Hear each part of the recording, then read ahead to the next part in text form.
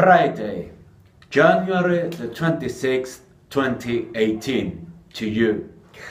At last, President Donald J. Trump delivered his speech at the World Economic Forum in Davos, Switzerland. His words were received with mixed feelings.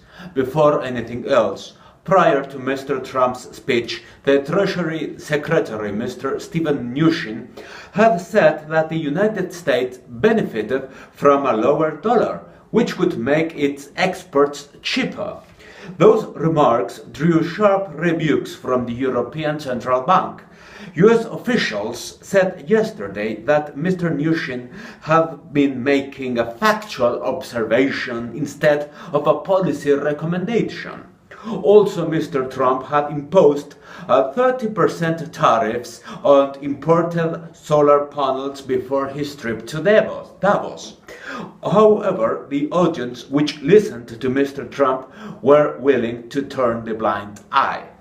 We must remember that the president is, above anything else, a salesman.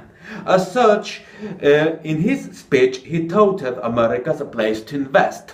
He heralded the U.S. strong economic growth and pointed to the stock market.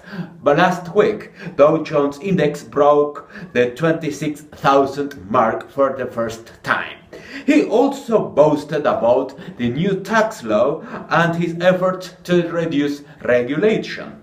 Finally, he remarked that further trade policy was a good thing for all. That said, he failed to mention what aspects America was leading in. In other words, he did not say how foreign investors could benefit from spending their money in the American economy. However, I liked when he said America first does not mean America alone. Needless to say, Mr. Trump's words left me somewhat perplexed. It is an unquestionable fact that the US tax reform will increase fiscal deficit in the long run. Such deficit must be financed either from domestic private sources or from foreign sources. If it were the latter case, America would have to run capital account surpluses. Balance of payments accounting teaches us, however, that those surpluses mean current account deficits, negative net exports. This goes against Mr. Trump's definition of fairer fair trade. I guess that the delegates at the forum would have scratched their heads had they not used their hands to clap their guest. There was one moment when the crowd booed and hissed Mr. Trump, though. That happened when he took a swipe at how nasty, how mean, how vicious, and how fake the press can be. The audience could put up with Mr. Trump in anything, even the tariff on solar panels episode, but not when he criticized the media. Why?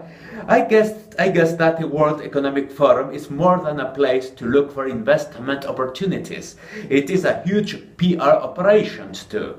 Accordingly, world media plays an essential role. There would not be Davos Forum otherwise. Or if I use a Trumpist logic, you must know your audience. This is what Mr. Trump did not. The world is still on.